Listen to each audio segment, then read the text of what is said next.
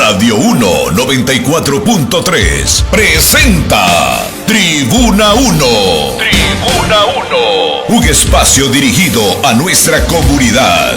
Una ventana abierta para que nuestro pueblo tenga la oportunidad de expresar todo lo que siente. Actualidad informativa con los protagonistas de la información.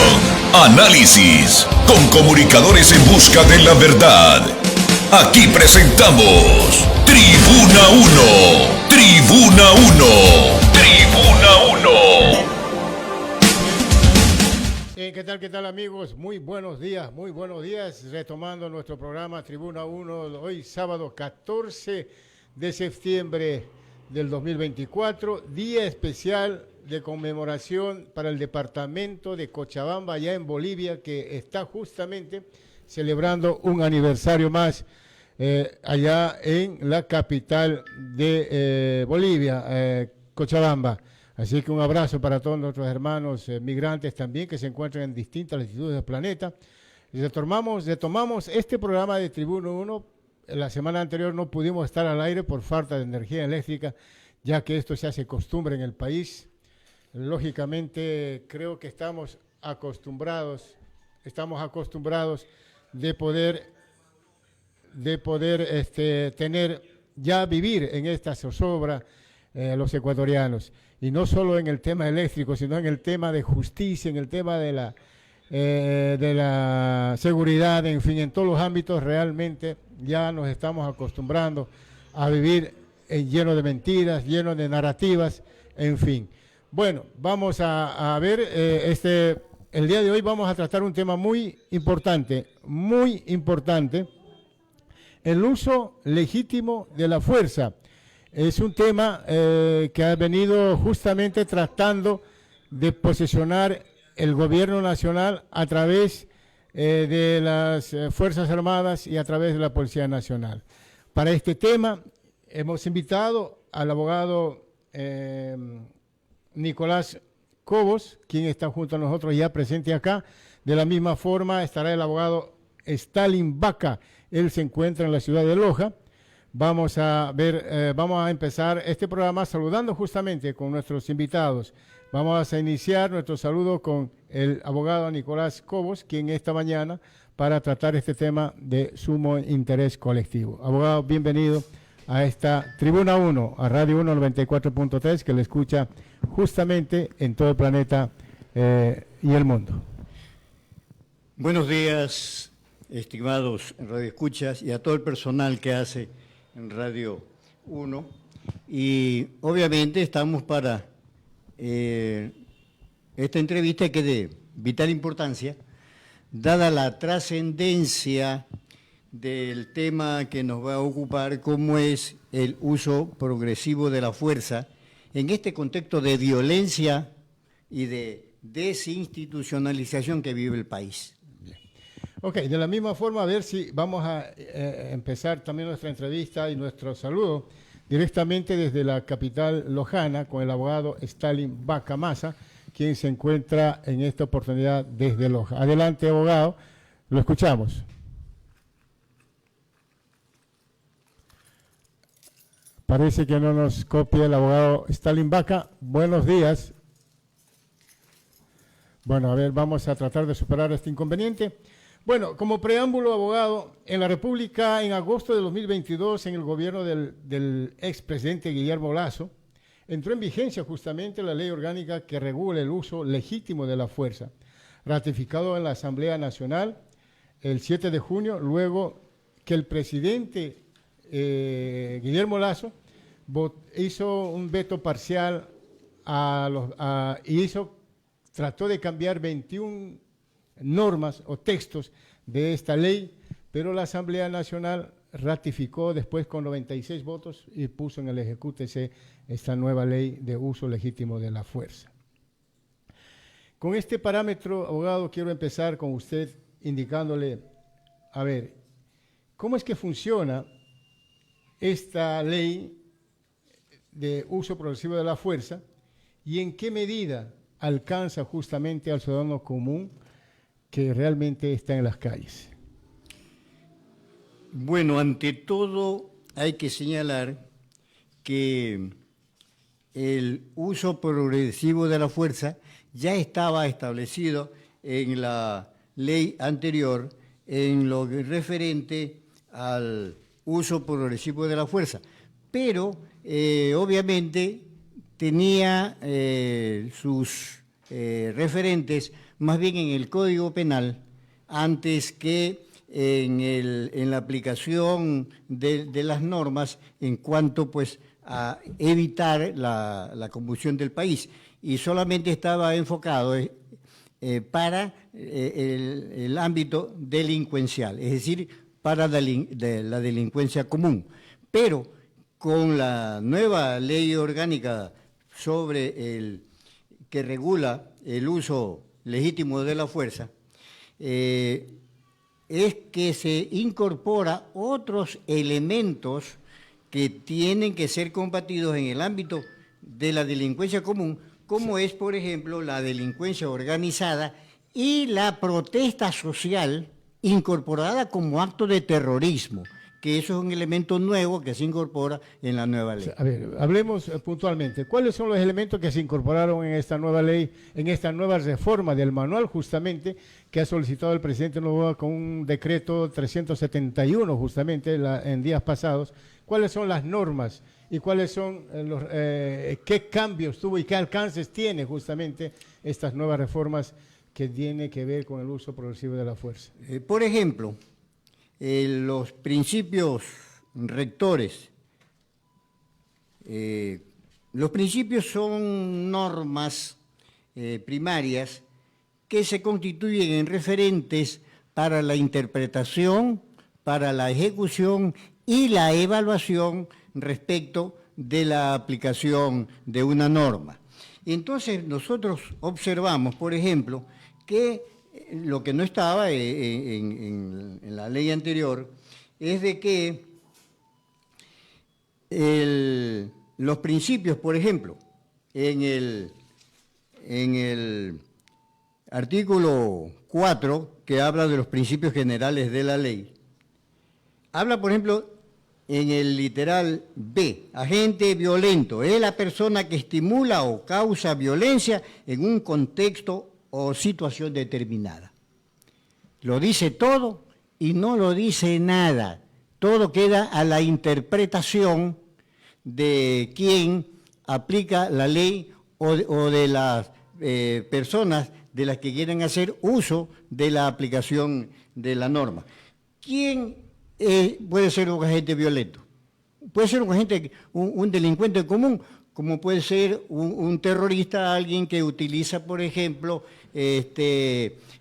armas de fuego, utiliza la violencia para apropiarse de lo ajeno, o como puede ser también un activista político que, haciendo uso del derecho a la resistencia o a expresarse, expresar su protesta pacíficamente, pueden tornarse ante no ser disuadidos. La policía tiene la obligación de decirles, señores, dispérsense en una manifestación. Pero al no permitir la policía que avance la manifestación pacífica, se puede convertir en los manifestantes se pueden convertir en un agente de violencia que pueden ser entonces reprimidos con el uso legítimo de la fuerza. Y más adelante podemos ver qué significa, por ejemplo, en el literal C, la agresión. Toda acción de una persona o varias personas que, de manera directa o a través de algún medio, produce o intenta causar lesión, daño o muerte. Daño. Bueno, daño a la propiedad pública, por ejemplo. Y de acuerdo a esa interpretación se puede incrementar el nivel de violencia en contra de quienes pudieron haberse manifestado en una protesta pacífica que podría devenir en violencia. Ahora, ¿y cuáles serían los alcances jurídicos, netamente jurídicos, cuando sucede? Porque en esta ocasión, por ejemplo, puede ser aquel activista de pronto pasivo, que participa pasivamente dentro de un grupo de personas que no están con ese mismo concepto, sino con otro concepto. ¿Cuál es el alcance jurídico para protegerse este ciudadano de esta ley que es el uso legítimo de la fuerza? Bueno, a todas las personas que se constituya en amenaza o peligro latente, se puede interpretar como un acto ilícito y ser sometido, procesado penalmente. Todo el Código Penal, que antes era eminentemente para la delincuencia, ahora se lo traslada también para otros agentes que podrían causar no violencia criminal, sino violencia política, y que no son necesariamente delincuentes, sino que son personas que haciendo uso del derecho a la resistencia que establece la propia Constitución de la República, podían ser sancionados. Un discurso se puede convertir, por ejemplo, puede convertir al ciudadano en un agente de violencia y lo procesan hasta 10 años de prisión. Entonces,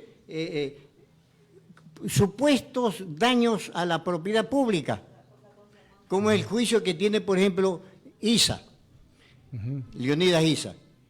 Entonces, el asunto está de que la situación es muy delicada en cuanto al uso progresivo de la fuerza, porque queda a criterio subjetivo. Cuando la doctrina, la dogma penal establece que tiene que haber paridad en legítima defensa.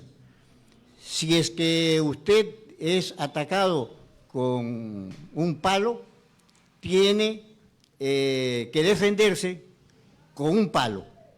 Si es atacado con cuchillo, a nivel de cuchillo, con arma, arma. Es decir, tiene que haber una equiparación de fuerza, pero ¿qué ocurre? En la nueva doctrina, porque esta es una doctrina continental de lo que se ha denominado el nuevo Plan Cóndor, para someter a los pueblos latinoamericanos que cada vez caen en mayores niveles de pobreza, y la protesta social se quiere expresar, entonces para mantener la paz con el monopolio exclusivo de la fuerza de parte del Estado. Doctor, ¿y qué papel jugaría en este caso, por ejemplo, cuando se aplica el uso de la legítima fuerza en el tema de los derechos humanos? ¿Qué papel juega en este enredo, en esta situación, cuando se tornan este tipo de situaciones? Bueno, la ley sí establece que debe de encuadrarse toda la normatividad y toda la acción del uso progresivo de la fuerza en los derechos humanos. Lo digo esto pero en la práctica no ocurre así. Lo digo esto porque generalmente, si combatimos la delincuencia, vemos que en su mayoría son jóvenes, adolescentes, y estos adolescentes están protegidos justamente por el tema de derechos humanos. Entonces, ¿cómo actuaría? ¿Qué papel juega en este caso, en esta ley, en esta nueva ley que implementa el gobierno? Bueno, en primer lugar, tiene que establecerse una serie de antecedentes, determinados actos previos, como por ejemplo la presunción de inocencia. La presunción de inocencia obviamente tiene que darse en el marco de los antecedentes de la persona. Por un discurso, por ejemplo, orden de detención para Ricardo Patiño, por un discurso, donde dijo que van a estar al pie de las gobernaciones de todo el país para reclamar por la libertad de Jorge Glass. Eso dijo que era un atentado a la seguridad del Estado. Y le iniciaron entonces una indagación previa con prisión preventiva. Y la previsión preventiva, de acuerdo al COIP, es un ratio de última instancia. Es decir, existe una serie de medidas sustitutivas, como no poder salir del país, firmar la asistencia cada semana, bueno, una serie de medidas que le permiten a la persona defenderse en libertad. Porque la detención, obviamente, es ya un castigo. Pero hay que diferenciar, de acuerdo a la doctrina de los derechos humanos, primera, segunda, tercera, cuarta y quinta generación de los derechos humanos, de cómo han ido evolucionando. Hay que diferenciar. Muchas personas, tuve una persona hace 15 días nomás, que esta persona bogaba porque desaparezcan los derechos humanos porque decían que era una alcahuetería que solapa la delincuencia. Y resulta que él, por un accidente de tránsito, va detenido cuando no habían ni daños para terceros, pero como no tuvo dinero para sobornar, preso. Fragancia, le ratifican preso. Entonces, decíamos que los derechos humanos, obviamente, tienen que encuadrarse también en los antecedentes de conducta de la persona. Un delincuente contumaz, obviamente que no se le van a dar medidas sustitutivas, pero un hombre de bien sí caben en las medidas sustitutivas. Entonces hay que hacer una diferenciación, hay que establecer parámetros para diferenciar lo uno de lo otro. Bien, y la policía y las Fuerzas Armadas, ¿cuál es su alcance jurídico para ellos protegerse justamente cuando tienen que actuar en casos extremos? Bueno, en la ley orgánica del uso progresivo de la fuerza establece la propia ley y también el reglamento, establece que será la Policía Nacional y la institucionalidad del Estado la que asuma el patrocinio jurídico para casos en que la policía, por ejemplo, haya cometido deslices, uso excesivo de la fuerza, o se hayan producido, por ejemplo, daños a terceros, lesiones o inclusive la muerte.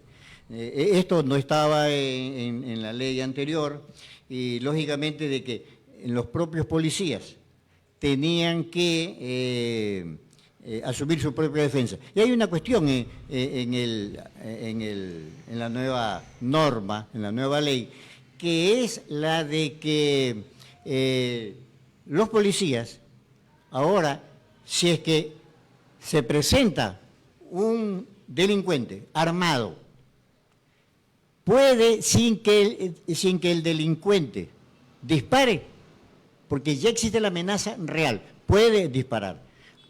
En la ley anterior, en el reglamento anterior, tenía que el delincuente dispararle y ahí el policía actuar, responder. Bueno, en ese sentido, pero ¿qué ocurre? De que aquí lo que es incorrecto, lo que afecta políticamente a las personas que de algún modo pueden asumir el derecho a la protesta pacífica y que lo consideren un terrorista y que le den el mismo trato exactamente o en algunos casos con epítetos mayores de lo que significa pues un delincuente común. O sea, con estas nuevas reformas, el policía o la Fuerza Armada sí pueden actuar letalmente, con mayor drasticidad, como se puede calificar prácticamente, cuando tienen estos casos extremos, y la ley ahora sí les protege. Así es, así es. Bien, vamos a escuchar a continuación, más adelante estaremos con las intervenciones de los comandantes justamente de las Fuerzas Armadas y de la Policía Nacional. A ver si, creo que todavía nuestro amigo, el abogado Stalin Vaca, ya no se pudo conectar. Estaremos en... A ver, vamos a ver si podemos conectarnos nuevamente con él. Ojalá aún siga. A ver, abogado, buenos días. ¿Si nos copia, si nos escucha, abogado? Adelante, por favor. Estimado Pepe, ¿me escuchan? Bien. Hola, ¿me escuchan? Bien, bien. A ver, bueno, a ver, abogado, ya más o menos usted... Estuvimos hablando del uso y abuso de la fuerza, que el último decreto exigido justamente por el Gobierno Nacional, por Daniel Noboa, exigió modernizar o cambiar o regular prácticamente a las Fuerzas Armadas para poder tener mayor eficacia en el tema de frenar un poco, prever el tema de la delincuencia en nuestro país. sobre esto, mi querido abogado. Buenos días y bienvenido a su programa Tribuna 1. Lo escuchamos. Muy buenos días, mi estimado José Vargas. Muy buenos días a todos que nos escuchan en toda la provincia, esta prestigiosa Radio 1. Disculpándome porque teníamos problemas de conexión para poder intervenir en el momento adecuado. Efectivamente, con el manual del uso progresivo de la fuerza que solicitó el presidente Noboa a la Policía Nacional y a la Fuerza Militar, efectivamente los comandantes lo han presentado, el cual tiene 5 puntos importantes que es necesario revisar. Entre esos, obviamente, es necesario indicar y partir diciendo que ahora con este manual se regula el uso de la fuerza y el análisis del escenario, llegando al punto de que se puede emplear la fuerza letal en las diversas situaciones en las que se encuentra el servidor policial. Pero es necesario también tener en cuenta que muchas veces en nuestro país hemos escuchado y hemos presenciado por medios de comunicación de que este uso de la fuerza a veces ha sido confundido por parte de los funcionarios de la fuerza pública y en ocasiones han habido también abusos.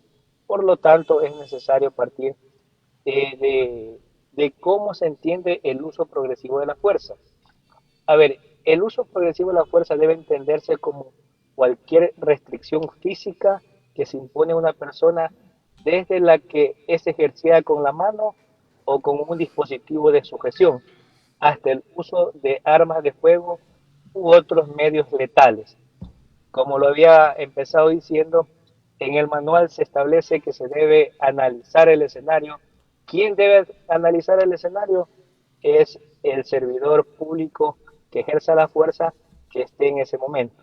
Ahora, la pregunta del millón es, ¿está realmente capacitada, en este caso específico, la Policía Nacional y servidores militares para hacer un análisis bajo presión de la situación en la que se encuentran, para decir, en base a esto apliqué el uso progresivo de la fuerza? Es necesario también tener presente que han habido abusos y por lo cual deberíamos también regular en este manual a criterio hasta dónde va ese análisis, esa situación para el uso letal de la fuerza progresiva. Entonces, así también el Código Orgánico Integral Penal nos establece que la fuerza se utilizará en forma adecuada, diferenciada o progresiva, de acuerdo al nivel de riesgo y a las circunstancias de la intervención, con el objetivo de neutralizar. Esta palabra neutralizar se entiende que se debe someter, inmovilizar y reducir el riesgo que quiere causar la otra persona hacia un tercero o hacia la vida propia del servidor policial o militar. La resistencia y amenaza de uno o más personas. Entonces, como lo había manifestado mi estimado Pepe, el manual es bueno, no es malo, pero es necesario tener en cuenta que todos los ciudadanos gozamos de la protección de los derechos humanos que están en plena vigencia y son acatados por nuestro país. Bien, hay algo que quisiera comentar justamente con usted y con el abogado Cobos. Por ejemplo, usted indica de que, a ver, el gobierno exige modernizar el manual de reglamento, pero exige sin previa preparación de los actores principales en este caso. Hoy esa ley ya está en el Ejecútese. ¿Cómo actúan? ¿Cómo, en qué medida es el alcance jurídico para poder protegerse o hacer el análisis correspondiente en cada uno de estos casos extremos, como se lo explica el reglamento? Ahora bien, las pautas están dadas dentro del manual, como lo había establecido. Ya se ha divulgado algunas entrevistas del comandante general de la policía, Víctor Zárate, en el que en todos los puntos se establece pues el uso de la fuerza letal cuando esté en riesgo la vida del servidor policial que toma procedimiento y también esté en riesgo la vida de terceros. Como lo había indicado, el manual es bueno, no es malo, pero hay que ver hasta dónde está capacitada nuestra fuerza pública.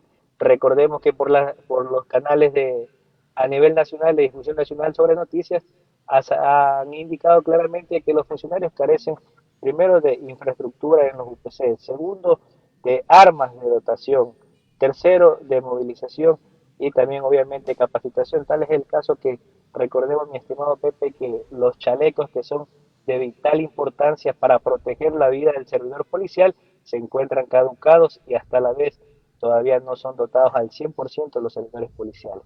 Entonces es necesario tomar conciencia al momento de ejecutar un manual que a la postre no sabemos si la Policía Nacional está capacitada al 100%. Es necesario, sí, pero es necesario también regular y respetar los derechos de libertades y los derechos humanos que tienen las otras personas. Bien, a ver, abogado, escuchemos las entrevistas de los dos comandantes y luego regresamos con el abogado Cobos para hacer el previo análisis. Vamos con las entrevistas, por favor. El manual operativo de Policía Nacional era piramidal, había que agotar todos los niveles, desde la verbalización, contacto físico, hasta llegar al uso de las armas de fuego. Hoy es totalmente circular, evaluando la amenaza. Puede pasar de la verbalización al uso del arma de fuego para realizar una reacción potencialmente letal o intencionalmente letal, dependiendo de los casos. Esto está muy claro en los manuales que han sido entregados y se ha arrancado con el plan de capacitación para que hasta el último soldado tenga conocimiento de lo que les estoy manifestando. Bien, abogado. El trasfondo de este manual especifica ya en un ámbito mucho más estrecho y pone mayor relevancia en el aspecto netamente represivo. Entonces, cuando existe en esta dirección el elemento represor como factor primordial para combatir la delincuencia, entonces se pueden producir excesos. Es el caso, por ejemplo, de cómo las Fuerzas Armadas, por doctrina, por principios, ellos no están para el fomento de la paz pública y se han dedicado en este estado de emergencia últimos, donde ni siquiera tienen nociones elementales de cómo persuadir, de cómo tratar al ciudadano para poder recabar información. En algunos aspectos la policía tiene más o menos esta formación, pero ocurre que si es que se pone mayor énfasis en el aspecto represivo, entonces ocurre que los excesos son a diario y casi siempre terminan violando los derechos humanos y violando expresas normas constitucionales. Hay un asunto que es necesario resaltarlo, es de que para combatir la delincuencia organizada tiene que tratarse de dispositivos mucho más sofisticados, tiene que utilizarse mecanismos de inteligencia para poder determinar los grupos, las redes, el crimen organizado. Tienen que haber controles colaterales del financiamiento del acto criminal, como por ejemplo no funciona, inclusive se ha denunciado de cómo funcionarios de la UAFE, no solamente que permitían, sino que ellos eran agentes para el lavado de activos. Cuando nosotros observamos de que se considera la lucha social, se la pone al mismo nivel que la delincuencia común, entonces estamos muy mal, estamos por un mal camino, a tal punto que los resultados son nefastos. Se habla de que se está avanzando en la pacificación del país, en el control de la violencia, y nosotros notamos que estamos cada vez peor. Entonces, el aparecimiento de nuevas formas de extorsión, de sicariato, de la aprehensión de personas, del rapto, de secuestro, de las vacunas, que muchos no denuncian. Muchas cooperativas de taxi están pagando y no denuncian por temor a las represalias. Exactamente.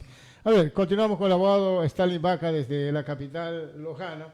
Abogado, usted me indicaba que ha habido 5 reformas justamente sobre el manual del legítimo uso de la fuerza. Hoy hablamos de una. Vamos con el segundo punto. ¿Cuál es la otra reforma que justamente tiene un alcance en esta nueva ley que se aplica en Ecuador para combatir la delincuencia y el crimen organizado? Adelante, Stalin. Efectivamente, mi estimado Pepe, como lo manifiesta el colega, el manual es netamente represivo, pero en los tiempos en los que nos encontramos es necesario actuar con dureza, es necesario actuar con firmeza, a lo cual si no se cuenta con los elementos jurídicos necesarios, no vamos a poder a lo mejor disminuir el índice delincuencial. Es verdad que la política criminal en el país está mal enfocada, porque la política criminal no es crear más leyes represivas o no es crear más penas, sino simplemente crear nuevas formas de controlar las conductas antijurídicas de las personas que contravienen la ley. Ahora bien, el enfoque tiene que ir en este sentido del manual. Si el manual es un manual, si las personas quienes van a estar en uso de este manual están 100% capacitadas. De lo contrario, de no estar 100% capacitadas, vamos a tener problemas que a la postre nos van a lo mejor al Estado demandar por crímenes de lesa humanidad o por uso abusivo de la fuerza. Ahora, también es necesario tener en cuenta que el manual cuenta con los requisitos indispensables que se debe obtener para que puedan tener los principios de legalidad, es decir, los principios básicos sobre el empleo de la fuerza y de armas de fuego por los funcionarios encargados de hacer cumplir. Estos datan desde la ley de 1990 dictada por la ONU y el Código de Conducta para Funcionarios Encargados de hacer cumplir la ley de 1979 de la ONU. Uno de los principios importantes es la conducta. Los funcionarios encargados de hacer cumplir la ley podrán usar la fuerza solo cuando sea estrictamente necesaria y en la medida de lo que requiere el desempeño de sus tareas. A ese punto es necesario, como vuelvo a repetir, si realmente está o no está capacitado los servidores policiales, y a la postre uno debería trabajar tanto policial como militares a capacitarse en esos principios para poder cumplir. Otro de los principios básicos también es que los funcionarios que van a encargarse de cumplir con este manual deben hacer cumplir la ley y no emplearán armas de fuego contra las personas salvo en defensa propia o de otras personas. Es decir, de esa manera se restringe y se debe cumplir con el abuso de la fuerza. Como lo decía también el colega, escuchaba que no se puede entender el uso abusivo de la fuerza cuando, por ejemplo, se salgan manifestaciones y la policía de manera arbitraria reprenda a los manifestantes porque están haciendo un uso de su legítimo derecho a la resistencia. Entonces, la forma como se evitará los abusos de la aplicación de este manual depende de la actividad o de la capacitación como estén los funcionarios públicos o los funcionarios de la fuerza pública para hacer cumplir con este manual, que es necesario sí y que es necesario actuar con firmeza. Abogado, mi consulta, hace rato le preguntaba también aquí al abogado Cobos, pero ¿cuál es el alcance jurídico en el tema de los derechos humanos si la mayor parte, el mayor cuerpo de la delincuencia está involucrado en la juventud, los jóvenes que están protegidos justamente por los derechos humanos? ¿Cuál es el alcance que tiene justamente estas nuevas reformas acerca de la juventud, de los adolescentes mayormente que están involucrados por el tema del narcotráfico? Bueno, considero que el alcance de este manual en realidad es evitar de que más jóvenes quieran formar parte a lo mejor de estos grupos terroristas, porque ahora sí la policía va a actuar con firmeza, ahora sí la policía policías y militares tienen el instrumento jurídico legal para actuar con firmeza. Recordemos, mi estimado Pepe, que en el cantón Santa Rosa, si mal no estoy, hace 2 días, en fuego cruzado fue abatido un menor de 17 años. cuando tomaba procedimiento la policía, los medios de comunicación informaban que el menor había repelido a la policía disparando. Entonces, obviamente, la policía en su uso legítimo del uso de la fuerza actuó conforme correspondía a derecho. Por lo tanto, no hemos escuchado que el agente policial haya sido detenido por la autoridad competente o haya sido puesto a disposición de fiscalía. Obviamente tiene que seguirse un procedimiento respectivo de la investigación. Al ser funcionarios públicos, están expuestos, tienen que ser seguirse el respectivo proceso para que se determine si hubo o no hubo responsabilidad. Pero de esta manera lo que se busca es la libertad de la policía para actuar con firmeza ante la ola delincuencial que azota el país. Abogado Cobos, a ver, estas nuevas reformas al manual justamente del uso legítimo de la fuerza, ¿el presidente Noboa lo hace por incrementar el tema de la seguridad o es que es un mensaje político que se acerca a su campaña electoral? Tiene un trasfondo eminentemente político, la ley, el reglamento, el manual, porque las circunstancias cambian, el enfoque cambia. Uno de los principios del literal F del artículo 4 de la ley, por ejemplo, dice, arma es todo objeto, instrumento o herramienta que permite atacar o defenderse. Nuestros campesinos, porque no les pagan el precio oficial del banano, no le quieren comprar el arroz, no atienden sus necesidades más apremiantes como de riego, etcétera, salen a manifestarse con machete. Pero no es para descuartizar policías, es para expresarse o expresar su inconformidad con una herramienta de trabajo. Es verdad que una herramienta de trabajo puede constituirse en una arma letal, pero hay que ver las circunstancias, hay que darse cuenta de los antecedentes de la persona y de la intencionalidad, porque un campesino definitivamente no es delincuente. El Código Penal, en el artículo 362, nos habla del tráfico ilícito de armas de fuego, de armas químicas, nucleares o biológicas.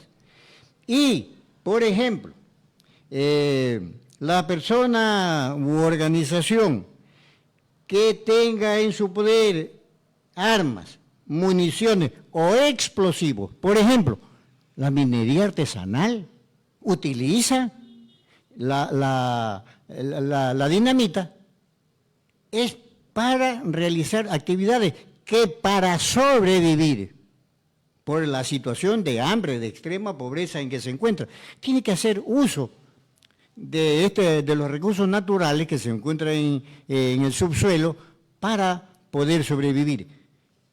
¿Qué manda el Código Penal? Que sería acreedor a una pena de 10 a 13 años. Entonces, está clara la intencionalidad de cómo pacificar, de cómo hay la intención, y la hemos escuchado, por ejemplo, a la comandante del Comando Sur, Laura Stevenson, que dice que Estados Unidos tiene derecho a los recursos naturales. Tenemos litio, dice, en el triángulo Bolivia, Chile, Argentina. Tenemos petróleo en Venezuela. Es decir, considerando a América Latina como el patio trasero, de acuerdo a la doctrina Monroe.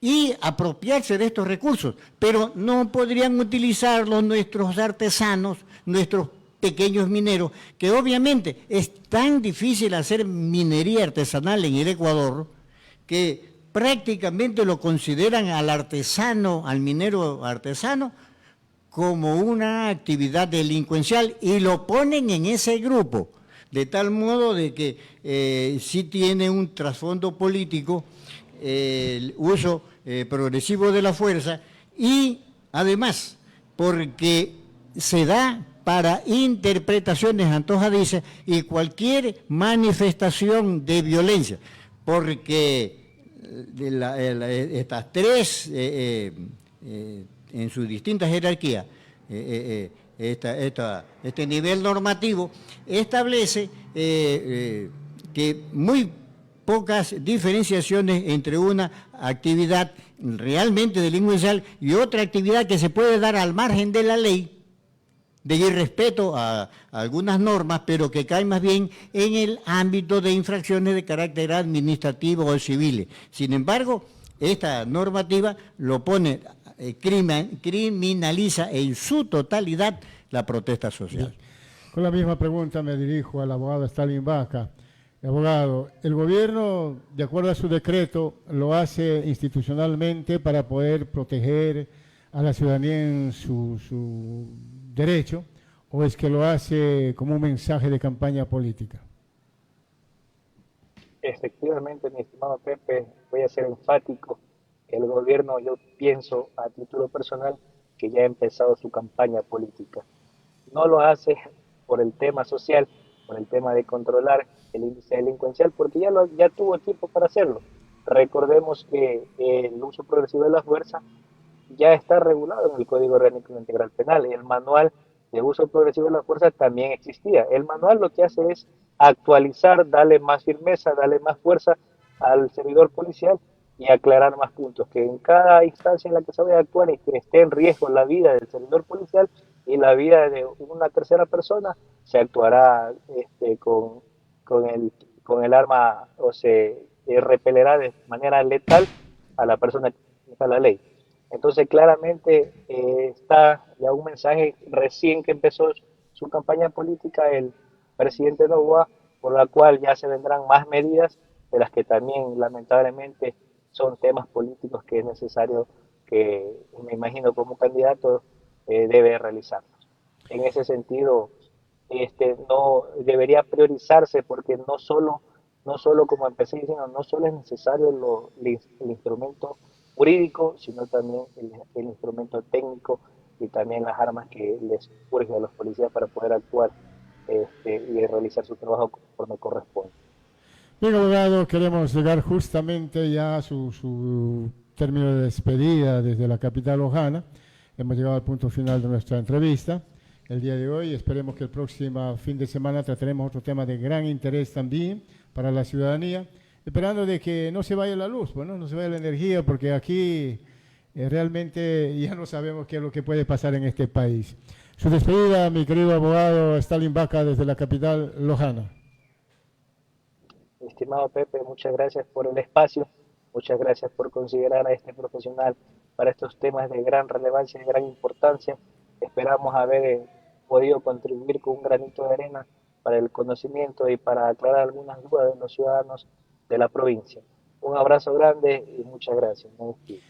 Bien, abogado, su análisis ya definitivo sobre esta nueva ley que se aplica en Ecuador. Que el uso, dice la norma, legítimo de la fuerza, es la utilización de la norma jurídica para el sometimiento político de la oposición y tangencialmente también para el control del crimen organizado. Y valga la oportunidad para expresar mi solidaridad con el presidente de la Federación de Trabajadores de Petroecuador, David Almeida, que por expresar públicamente su opinión, expresando que no se debe privatizar a precio de gallina con peste los campos más productivos de petróleo, como el campo Sacha, que produce arriba de los 80.000 barriles diarios de petróleo. Por denunciar y por indicar que el Ecuador debe de asumir el control y la administración del oleoducto de crudos pesados, que debió en diciembre del año pasado de haber pasado ya al gobierno nacional, y que sin embargo le vienen postergando cada tres meses, y sin embargo el Ecuador tiene que pagar por utilizar el oleoducto de crudos pesados, cuando más bien el Ecuador debe de recibir alrededor de $200 millones mensuales para que las demás empresas petroleras puedan transportar por ahí el petróleo. Entonces, el uso legítimo de la fuerza se está dando a nivel administrativo, porque alguien que opina diferente sencillamente utilizan la figura de que está utilizando el boicot, como a la ministra, por ejemplo, de Electricidad, o a otros técnicos de algunos ministerios que los han acusado de sabotear la labor del gobierno. Y si es que alguien obviamente denuncia, viene la persecución. Ahí están los ejemplos de la periodista Alondra Santiago y también de Boscante últimamente, que lo amenazan de muerte y lo persiguen. Es decir, el uso que no es legítimo de la fuerza la están utilizando a nivel político, administrativo y penal. Sí. Bueno, abogado, hemos llegado a la parte final, justamente el día de hoy, sábado 14 de septiembre, en Tribuna 1. Esperamos contar con su presencia en una nueva oportunidad para seguir analizando temas de interés colectivo. Queridos amigos, nosotros también nos despedimos. Hasta otra oportunidad, hasta el próximo sábado.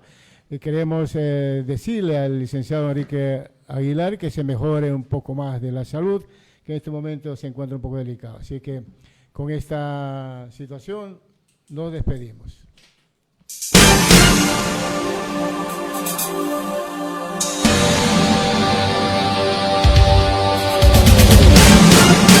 Radio 1 94.3 presenta. Libertad del almirante, general obrero.